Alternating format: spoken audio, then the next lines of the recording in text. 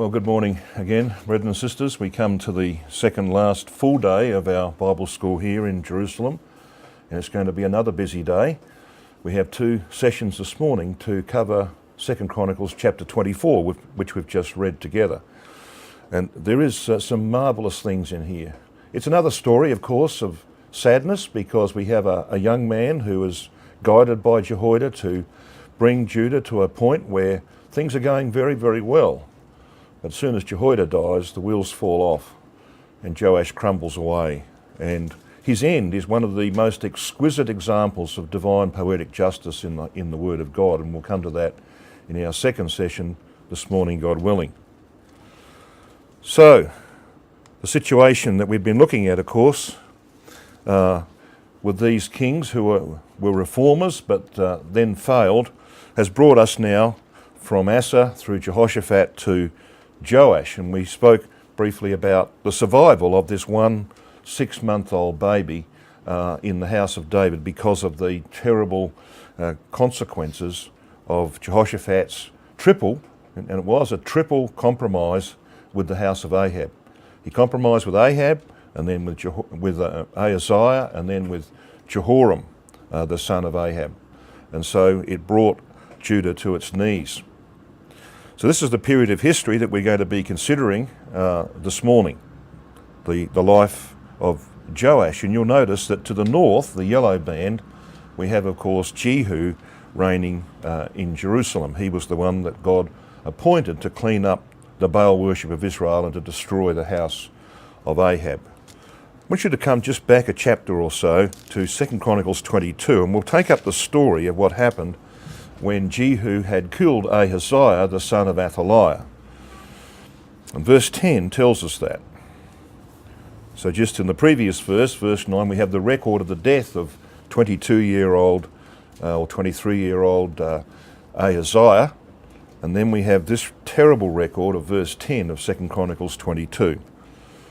But when Athaliah, the mother of Ahaziah, saw that her son was dead, she arose and destroyed all the seed royal of the house of Judah. Now, her actions here, of course, verify our suggestion from chapter 21 that she was behind the slaughter of all of her husband's brothers so that there could be no competition to the throne. And that's exactly what she's doing here. She wants to rule Judah. She wants no competition to the throne.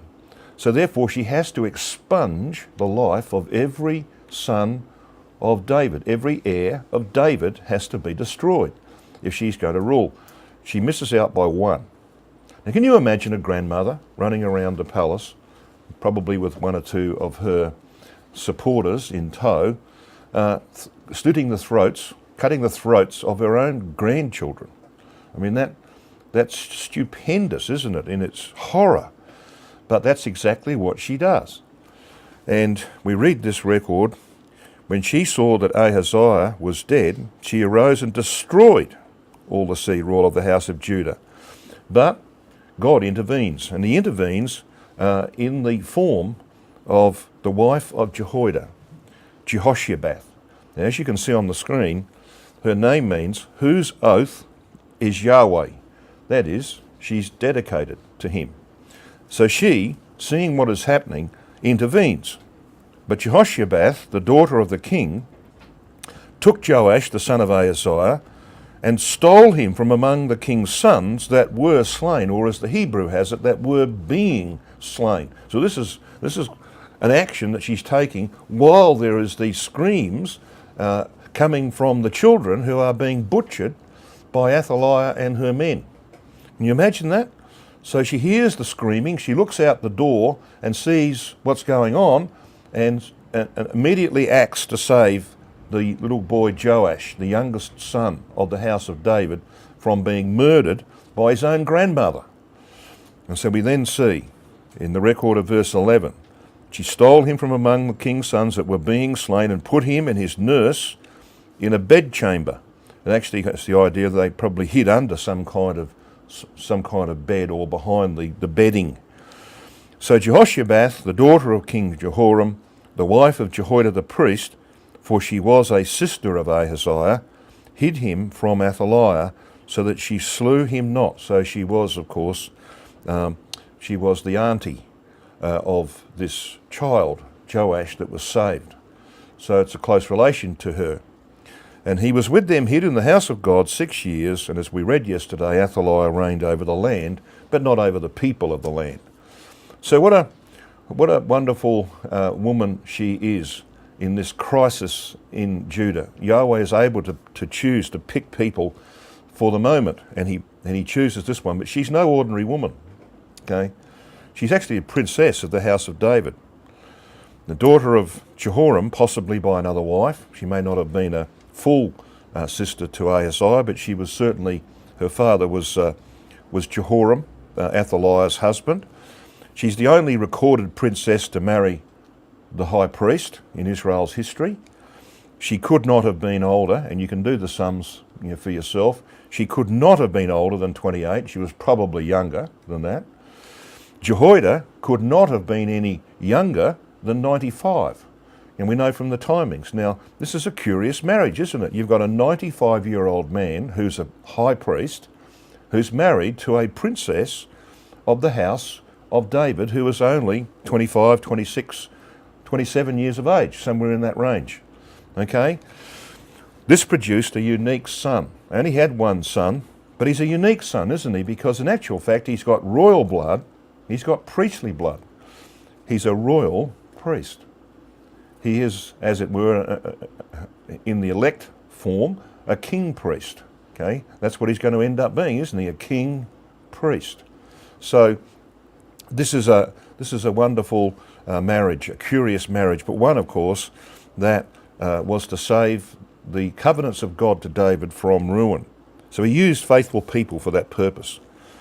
Zechariah, their son, was between 30 and 40 when murdered by Joash. And I would like to think that maybe he was about 33, because you see, he is used as a type of our Lord Jesus Christ, and I'll show you that a little later on in our second session. Now, these two boys, the one we've just read about, who was with Jehoiada and Jehoshaphat, hid in the house of God for 6 years, grew up together in the temple. So Joash and Zechariah are growing up together. They're cousins, aren't they? So here was the place where they grew up. So they had the same education, all right? Zechariah was heir to the high priesthood and a son of David on his mother's side. So you've got the rightful heir to David's throne. You've got the heir to the high priesthood and a son of David on his mother's side. What a unique situation that is. Isn't that fascinating? And they're brought up by the same parents, one a very old man, the other one a very young mother. So there's something unique about this story. They had the same upbringing, these two boys, the same parents, the same home. Now we're going to see in our studies that this setting was very important to Christ, as we shall see, because when he comes into this place and speaks of it and of its history, he's going to pick up what happened in the days of Joash and demonstrate that what happened in those days was a type of himself. So David's throne was seriously jeopardised, as we've just seen there in 2 Chronicles chapter 22, verses 10 to 12, because of Jehoshaphat's compromise with the house of Ahab. It reached its climax here with the murder by Athaliah of all but one of David's heirs. One evil woman, Athaliah, was outmanoeuvred here by another faithful woman, Jehoshaphat, whose oath was Yahweh, to rescue the throne of David from extinction. So here's this woman, saved this 6-month-old Joash from Athaliah with a 95-year-old husband, and hid this young child in the temple and raised him. So this is the period of history that we're considering. You can see down here on the green line of the chart of the chronology of the kings, we have the accession of Joash, but there's a 6-year interregnum in the line of David while Athaliah reigns over the land. And he becomes king at the age of 7, does Joash. Well, of course, you can't rule anything at the age of 7, leave alone a kingdom. And so he depends entirely upon the input of Jehoiada, and we're going to see that. And we saw that when we read, of course, 2 Chronicles 24. You just come to 2 Chronicles 24 and you see in verse 3, or maybe verses 2 and 3, Joash did that which was right in the sight of Yahweh, and then it's qualified. All the days of Jehoiada the priest. Okay. And then it says, and Jehoiada took for him 2 wives, and he begat sons and daughters. So he's totally dependent on Jehoiada the priest. Now, the time came, after 6 years of Athaliah's rule, for Joash to be installed as king. And Athaliah, of course, was slain in the place she only ever visited once, and that was the day of her death. All right? When she went to worship, we can use that word, she went down to the temple of Baal, to her high priest, Mattan. Okay? She never came to this place. It was of no interest to Athaliah.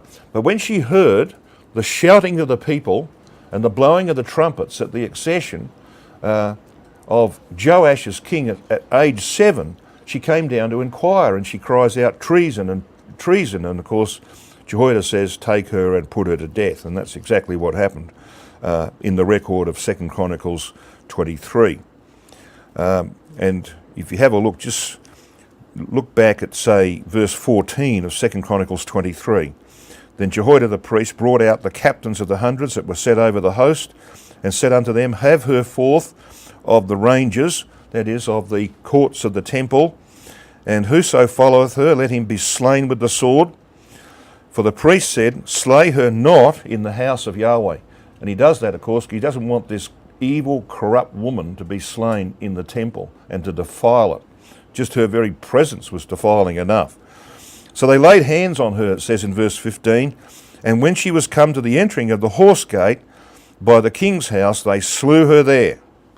All right, and so here we have the king being declared here in the earlier verses. He stood by the pillar, and great rejoicing now after the death of Athaliah. They get rid of the temple of Baal. They slay Mattan the priest in verse 17, and then Jehoiada takes over the kingdom. So that's the transition of power to this man Joash. Now in our King's Notes we call him the ungrateful dependent. You know, if there's one thing that we dislike, and Yahweh certainly dislikes, it's ingratitude. You know, if you see this in your children, if you bring up your children and you devote your life to your children, and then you see ingratitude for what you have done for them and disrespect of parents, it's one of the most hurtful things. And we see it often in life, because we're living in a world today where everybody's out for themselves, and because it's so self-centered, their ingratitude is just part and parcel of the culture of our times. We have to be the exact opposite. The Apostle Paul, for example, was driven by gratitude. The gratitude he felt that God and Christ had extracted him from his course that would have led to disaster, rescued him on the Damascus road, turned his life around. The sense of gratitude that he felt for that impelled him to serve for the rest of his days and to lay down his life. So gratitude is one of the greatest driving forces in our lives. And that's the lesson that will come out of Joash, because he's the antithesis. He's given all this support, and he's brought up by Jehoiada and Jehoshaphat. He's guided as a young man. And yet at the end, when Jehoiada is gone, and even before Jehoiada is gone, we're going to see marks of disrespect emerging, and then ingratitude. And that is what God picks on. You know, it says at the end of chapter 24, he remembered not the kindness of Jehoiada, which he had done unto him. So it was ingratitude that brought about his judgment in the end. So his name means in the Hebrew, Yahweh-fired. Well, that's a misnomer, because he was actually Jehoiada-fired, if you know what I mean. It was Jehoiada who was behind this man's early success. He reigned for 40 years, which is a considerable length of time. He came to the throne at 7, dies at age 47, which is relatively young. His mother's name was Ahaziah. We read this in chapter 24, verse 1. Yah hath seized, and that is going to be fulfilled at his end, because Yahweh did seize him in a very interesting way. His father's name Ahaziah, and his mother, of course, Zibiah, a female gazelle. Now, as I said, he was contemporary with Jehu, Jehoahaz, and Jehoash, all of whom, of course, were in the dynasty of Jehu. And as we saw yesterday, he was one of those who is significantly omitted from the genealogy of Matthew chapter 1, and we saw the reasons for that, because he turned away to idolatry. Okay, so all of that, of course, means that this man was a failure, a success at the beginning, but a failure. So he was a reforming king, but the Reformation, of course, was really Jehoiada's Reformation, using Joash's power as king to accomplish it. So what were the times of Joash like? Well, they were troublous times, for the north especially. Israel was greatly diminished and impoverished by Syrian invasions under Hazael, king of Syria. Now, just keep him in mind, because he's going to come into our second study big time, Hazael. And I'll tell you why a little later on. Jehu was forced to submit to the Assyrian king Shalmaneser III, who reigned from 859 to 824. So Shalmaneser came down and made life very uncomfortable for Jehu, and Shalmaneser, of course, is noted for producing the black obelisk. Now, some of you will have been into the British Museum and stood beside the black obelisk. It was erected in Nimrud about 825 BC, and it was found by Henry Layard, the British archaeologist, in 1846. It was a victory monument of Shalmaneser III, king of Assyria. It stands about 2 metres high, which is about, well, a bit over my height. I stood beside it and had a photograph taken, so my head's somewhere up towards the top of this obelisk. And it's black. It's a black obelisk, that's why it's called that. And it depicts Jehu paying tribute to Shalmaneser. And here he is. So here's the picture, and Jehu, of course, is the one with his face toward the ground. And there's the king Shalmaneser on the left-hand side. And so Jehu is submitting to Shalmaneser. And the interesting thing about this is that this depiction is the earliest known depiction of an ancient Israelite. We get some idea of what they looked like and what they dressed like from this depiction. Not that we can, be 100% sure that the Assyrian artist was true to the facts, because it wasn't always the case. But one would imagine that in terms of the clothing and in terms of the beard and the headgear and so on, that they're probably somewhere pretty close. So it gives you an idea of what Israelites looked like in those days. I want to have a look just now at the two phases of Joash's life, because this is what our two studies are about this morning. We're going to have a look at the first phase, where he's Jehoiada dependent, or Jehoiada-fired, unlike his name, Yahweh-fired. We're going to have a look at him when Jehoiada is dead, when he's ostensibly independent. And he's not independent, as we're going to see. But ostensibly, he thinks he's independent and that he can make decisions for himself. Well, on the good side of that, the Jehoiada side of that, he was rescued, raised, and found wives by Jehoiada. So his life was totally governed by Jehoiada as a boy and as a teenager, and they used to have children when they were teenagers. He did right, the record says, all the days of Jehoiada. He was minded to repair the temple, and we'll enter into that very shortly and have a look at what he did. He declared his disgust for the desecrators of the temple. We just read that in 2 Chronicles 24. He collected large sums of money for the temple project. He was supported by the princes and the people in that project, and he successfully completed the temple project. So that's a pretty good list of achievements, isn't it? So he's a reformer, mainly in building terms, not so much in spiritual terms. That was left to Jehoiada. But in terms of restoring the temple and so on, he was there at the forefront. He dedicated the vessels for the temple, and he remained faithful all the days of Jehoiada. So that's the good side of this man's life, which is in our first study here today. But we have another side to it, don't we? When Jehoiada is dead, he succumbed to the advances of the princes who had formerly supported the work. He forsook the house of God and turned to idolatry. He refused to listen to the rebuke of Yahweh's prophets, one of whom, of course, and the chief of whom was Zechariah. He gave command to stone his own cousin Zechariah in the court of the temple. He was sorely wounded by Syrian invaders. He was assassinated by his own servants on whom he was entirely dependent at the time. Okay, so it's not a great story, is it? It's true to the key idea behind this series of studies: a reforming king who failed. Okay, so we have another one who can teach us some important lessons. So let's learn the positive lessons from the life of Joash by looking at what he did in relation to repairing the temple. So come to 2 Chronicles 24, and we'll pick this record up at verse 4.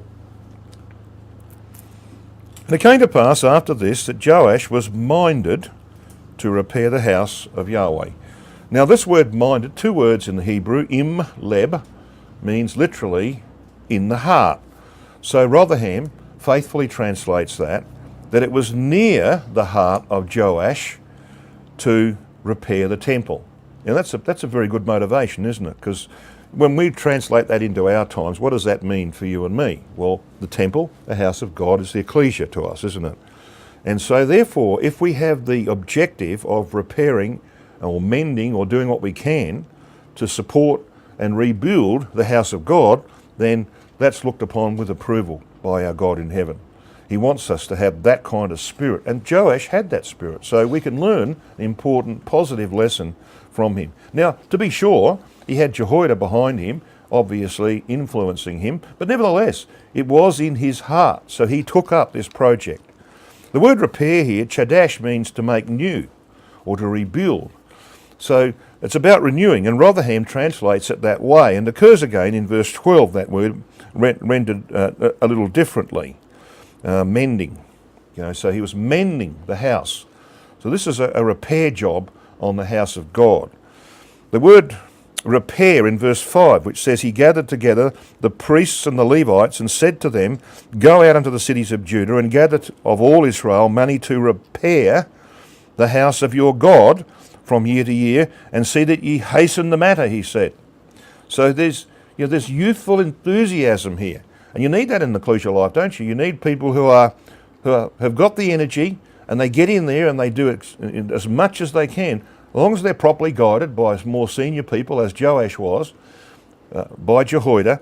They can do an awful lot of good, an enormous amount of good in ecclesial life with their youthful enthusiasm. This word repair means to make strong, to restore to strength, to give strength, and that's what our work in the truth should be about. But, sadly, if you have a look at the end of verse 5, howbeit the Levites hastened it not. And the word here means to prepare quickly. They didn't do it quickly. Okay? They didn't do it quickly enough for this young man Joash. He was impatient. He wanted to push on. And the Levites were not quite as enthusiastic as he was. So what does he do? Well, unfortunately, he criticises Jehoiada, and you'll see that in a minute. But I want to just divert now, while we're talking about the positive side of this. I want to come to 2 Kings, the companion account in 2 Kings 12, and see if we can pick up some key lessons here. 2 Kings 12, verses 4 to 6. Just adds some information that we don't get in the book of Chronicles. You pick it up again at verse 4. 2 Kings 12. And Jehoash, now you'll see the spelling is a bit different there, but it is the same name, Joash, said to the priests, all the money of the dedicated things that is brought into the house of Yahweh, even the money of every one that passeth the account, the money that every man is set at, and all the money that cometh into any man's heart to bring into the house of Yahweh. You notice how I paused, so we got three things there? Because there are three things there, and they're very important, and we're going to see how they fit into the context here. So what does it mean? Every one that passeth the account. Well, the word passeth, abar, pass along or cross over. The word is used in Exodus 30 verse 13 of the half shekel of the sanctuary paid by every Israelite numbered in a census. You know what happened? There was only one reason you could take the number of Israel, and that was to collect the half shekel of the sanctuary. And of course, we know that it was silver, Silver is the symbol for redemption, and the half shekel, which is a very small amount, was to indicate that whether you were rich or poor, you all had the same need. Rich or poor, we're all mortal. They all had the same need for redemption, silver. Okay, so you all paid the same amount because you're acknowledging to God, you're sons of Adam, you needed redemption from sin and death. That was the purpose of collecting this half shekel, the sanctuary. So it was still happening. People were bringing their half shekel, the sanctuary. And that, by the way, means that it was obligatory or mandatory. Now, there was no way of saying, well, look, I don't want to pay it. You had to pay it. So this is something laid upon people. It was obligatory. But then it says, in the second part of that, it says that the money that every man is set at. Now, the Hebrew word here, erek, means to estimate or to give a valuation to something. It is used 9 times in Leviticus 27, verses 2 to 8, of the price to redeem vows, which were actually estimated by the priest. So if you wanted to redeem a vow, you had to bring along the appropriate sacrifice, whatever, and the priest would lay upon you a certain amount that would fulfill that vow, so to speak. And whatever he said, whatever his estimation was, that's what you paid, okay? So this is money that was collected for the temple, for the priesthood, in that form. So what would that be? Well, that's assessed or appointed. So the first one was obligatory or mandatory. The second one is a matter of assessment that is appointed to you by someone else. But look what then comes along here. And all the money that cometh into any man's heart to bring it into the house of Yahweh. What's that? Voluntary, isn't it? This is something that's not appointed, it's not obligatory. It's something you bring along out of the free will of your own heart. Okay, so there were 3 forms of contribution to the repair of Yahweh's house. Think about our state. Where do we sit in the scheme of things, in our relationship to the house of God, the ecclesia? Are there certain things that are obligatory for us? Yes. Forsake not the assembling of yourselves together. Meet every first day of the week to remember the sacrifice of Christ. Is that obligatory? Well, of course it is. We're commanded to do that, aren't we? It's not a matter of choice. We're commanded to do that. So that's the obligatory, mandatory portion of our service. And if we didn't turn up to the meetings, would the ecclesia function? Would the house of God be repaired? Don't think so. Okay, so you can see the application to ourselves. Now, what about set at, the amounts that are appointed? Well, in our ecclesia, the arranging brethren sit down after every 6 months, I think they do this, and they actually lay out the program of who will do what in the ecclesia. You're going to do this, and you're going to lead these classes, and whatever else. See, and they make appointments, all right, that we might fulfill our vows, redeem our vow. Right? We made a vow at baptism, didn't we? So the ecclesia is making appointments, and we are under some obligation, obviously, to fulfill those appointments. But then you come to the third matter of voluntary contributions to the repair of the house of Yahweh. So, you might be one of those people that thinks, well, I've got to come to the meetings on a Sunday and I'll fulfill my appointments that the ecclesia makes, but that's the last they'll see me. Right? That's the end of the matter. That's the last they'll see me. When it comes to working bees at the ecclesial hall or to do the hall cleaning or whatever it may be, where you can get away with not turning up, well, I'm not going to turn up. See? You can have that attitude, can't you? But you see, what we're being taught here is that the proper approach, which Joash had, the proper approach was that there ought to be voluntary contributions over and above our obligations and whatever may be appointed to us. It's got to be the centre of our lives. The house of God must be the centre of our lives, and there must be a voluntary spirit towards it. That's the clear lesson that comes out of this. So let's just summarise. Building in the house of God, as we find it here in 2 Kings 12, 4-6. So let's just read on here.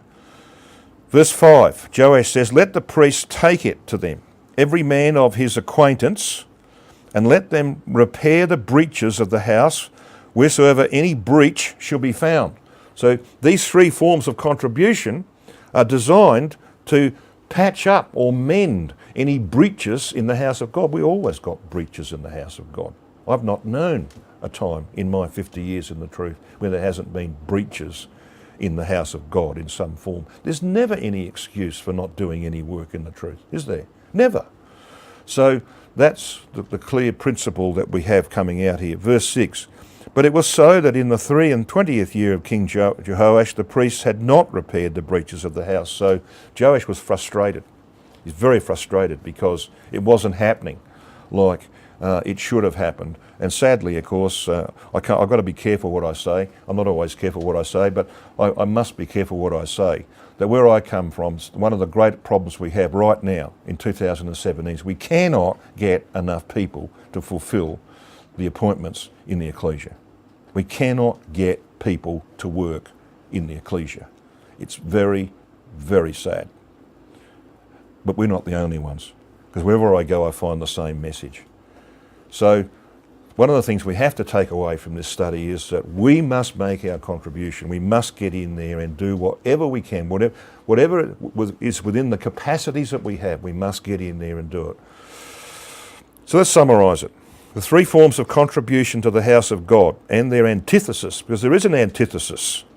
And the antithesis was provided by Athaliah and her sons and their attitude towards the house of God. So, number one, the duty required of every man. In other words, submission to obligations. Now, the antithesis to that is lawlessness. I don't care attitude, see? The second one, the value of dedication over and above duty. That is, appointment. Willingness to offer more in building. Now, the antithesis of that is deliberate breaking down, isn't it? It's opposite end of the scale.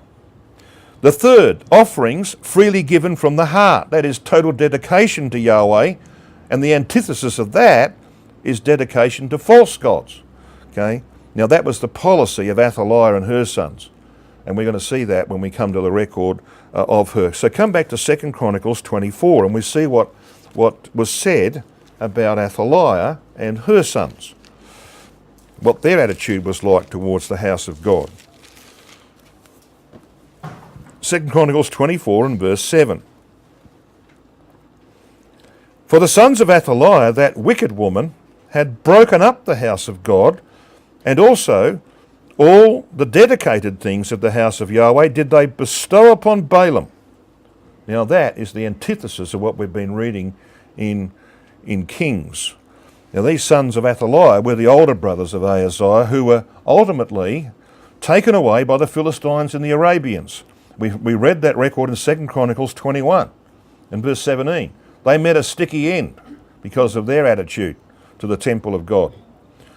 That wicked woman, the Hebrew word, means a female wicked doer. And Rotherham translates it, Athaliah, the lawless. So there we've got the power behind this kind of attitude towards the temple. Athaliah, the lawless. So the policy of Athaliah was clear from that verse, wasn't it? She encouraged and promoted lawlessness among God's servants. She used the immature to desecrate and break up the house of God, the ecclesia. If I had to suggest where most or some of our problems are coming from today, it's from some of our younger folk who are imbued with the spirit of humanism and gadgetry and all that sort of stuff, which has skewed their thinking, okay? A lot of it's coming from that area, and some of them not doing great things for the house of God. And she dedicated the vessels, and of course we know vessels represent individuals in the house of God. She dedicated vessels belonging to Yahweh to worldly gods. So there's the exact antithesis to what Joash was setting about to do, okay? So when you compare the two records, you can see that they relate to one another. So while we're here now in 2 Chronicles 24, let's see if we can see what happens to the attitudes of Joash. He starts very well.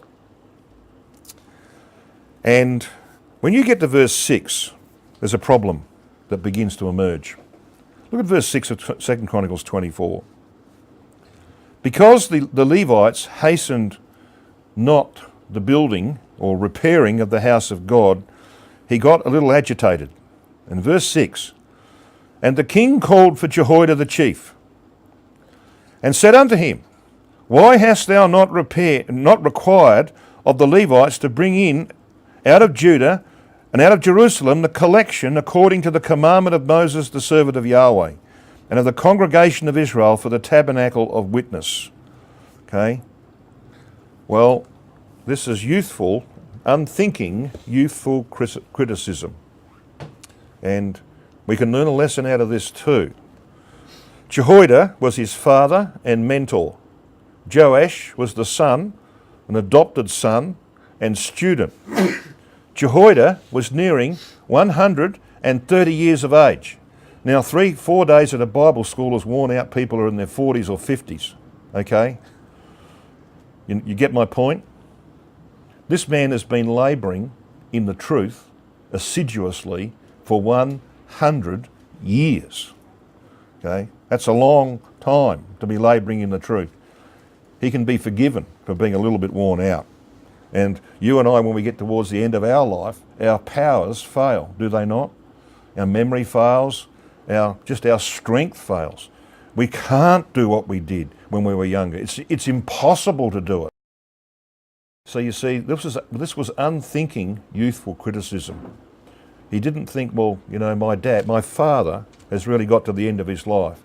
He brought him in and castigated him, tore strips off his adopted father, Jehoiada. Not good at all. He was paying no respect and honour to him, not taking into account the position that he was in. He was worn out and tired, was Jehoiada, whereas Joash was at his prime. His strength was fading. Joash was young and strong. Jehoiada was looking for rest and release. Joash was looking to make his mark. It's not always an uncommon thing, is it? The older folk are pushed aside because the young Turks want to get in there and make their mark. Jehoiada had shown a lifelong patient endurance of good service, as we're going to see in a moment. Joash is involved in youthful, unthinking criticism that's not going to lead to good things. One of the things that is of great distaste to me, and I know to some folk that are older than me, is the lack of respect that is shown to older brethren who have given so much good service and have remained faithful for so long. I find that very difficult to bear. And so does God. So he pays a price for this.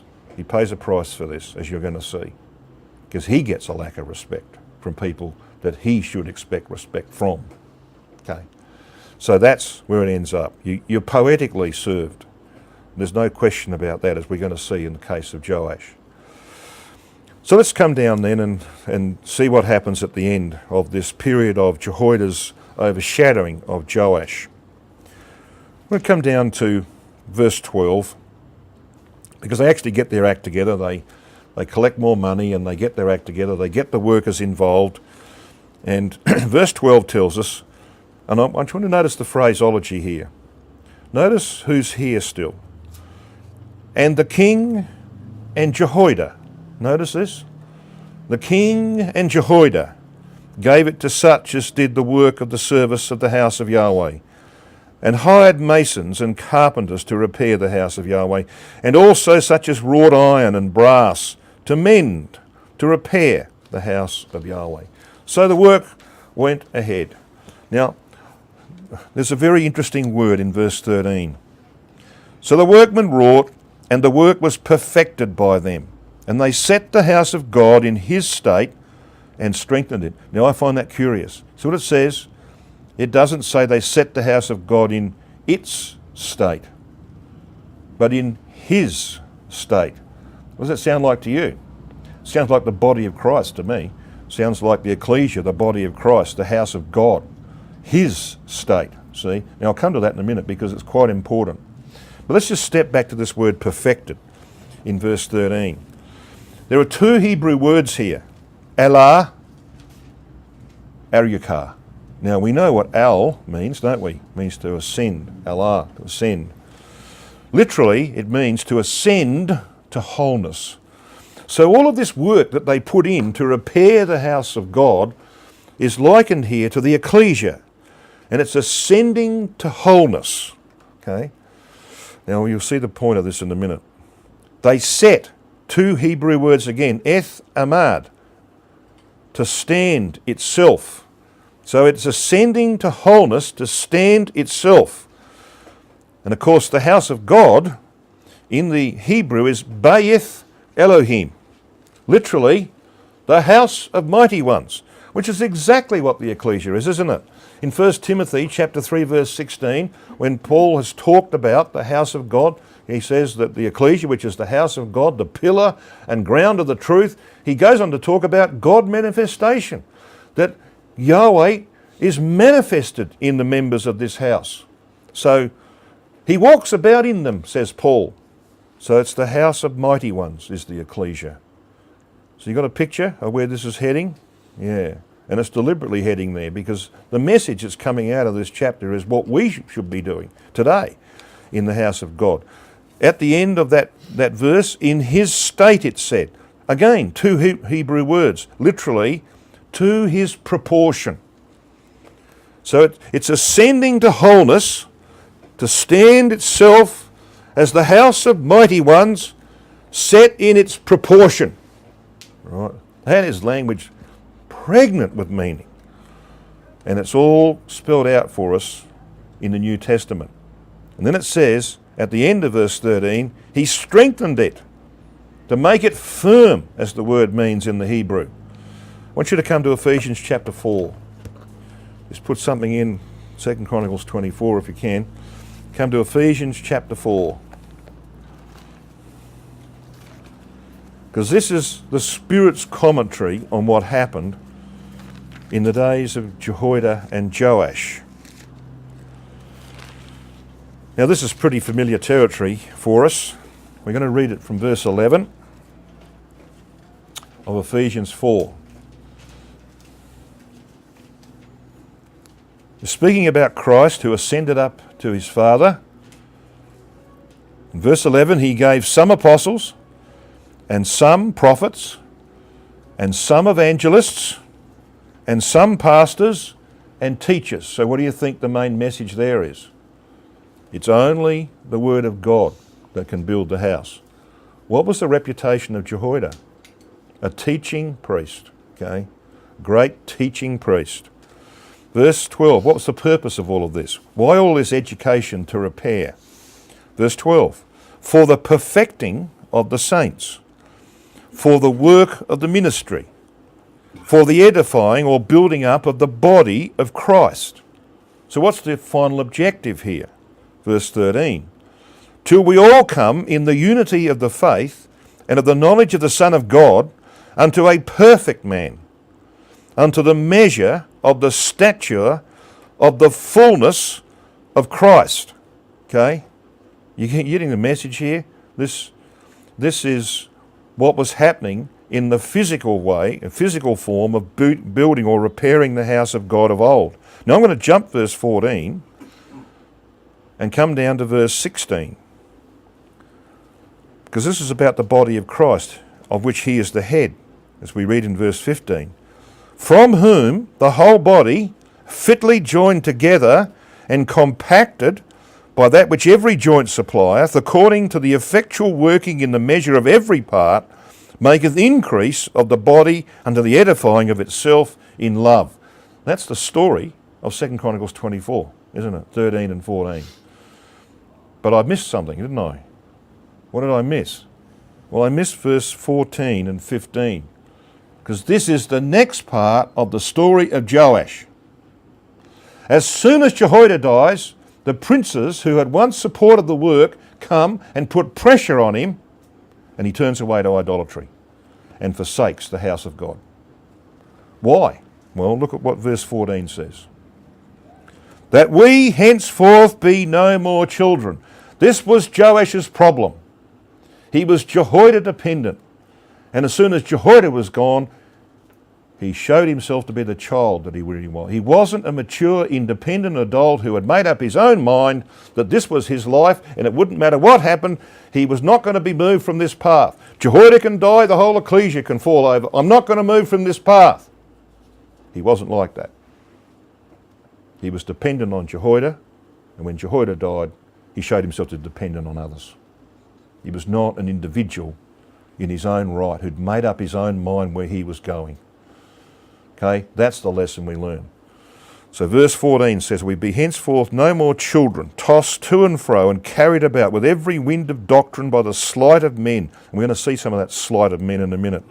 "And cunning craftiness, whereby they lie in wait to deceive." And the princes who ostensibly were supporting this work were there rejoicing when they were gathering the money for the repair work. As soon as Jehoiada was gone and the rock of Gibraltar had disappeared, they turned. They were lying in wait, ready to do their work of deceit on Joash. So this is a commentary on 2 Chronicles 24. What should we be doing? Verse 15. "But speaking the truth in love may grow up into him in all things, which is the head, even Christ."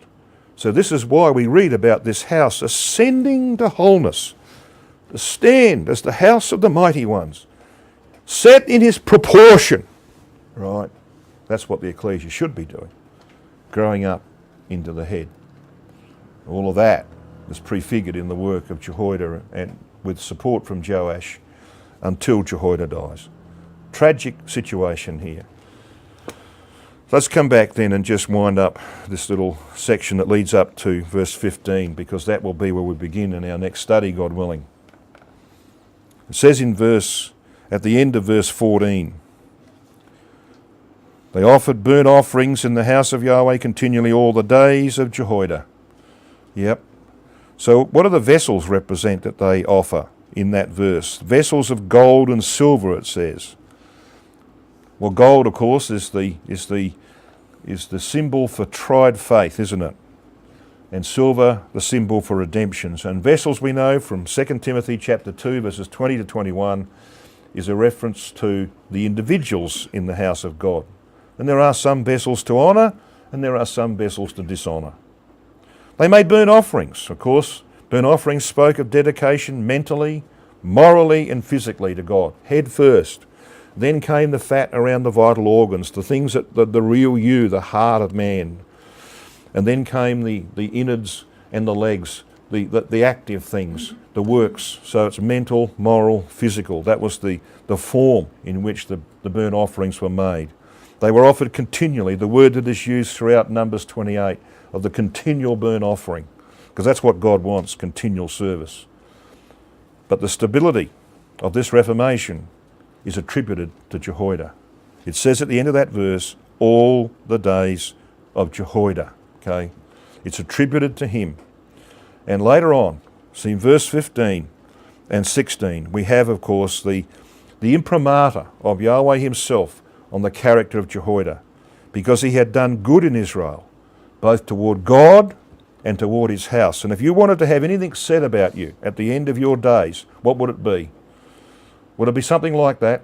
Wouldn't it be something like that you had done good in Israel, the Israel of God, both toward God, because he's at the top of your list of priorities. He's right there at the head of the list. When it comes to what this individual is going to do, Yahweh, the God, the great covenant God of Israel, is right at the top of the list. Right? That's what Jehoiada was like. Toward God. And if you've got that kind of attitude towards God, guess what it produces? Love of the ecclesia. Love of the brotherhood. That's what it produces. And you'll get in there and do what you can for it. Okay? And so here we've got a man who sets the pattern for us. He had done good in Israel, both toward God and toward his house. Let's hope that can be said of each one of us at the judgment seat of Christ, which cannot now be very far away. And we're not far away in distance from where it's going to be held either. You know, so who knows whether we'll actually get home. We may get home. We might not be home for very long. And let's hope we're not home for very long. Because that day is coming when the assessment will be made of us as to what we did in the house of God. So here's our chart. We're starting to climb back again, aren't we? Look at Joash there in the middle. We're starting to climb back again in Judah. We're not perfect yet. As we're going to see, it's not perfect yet, but there's some movement back from the decline that came from the compromise of Jehoshaphat with the house of Ahab.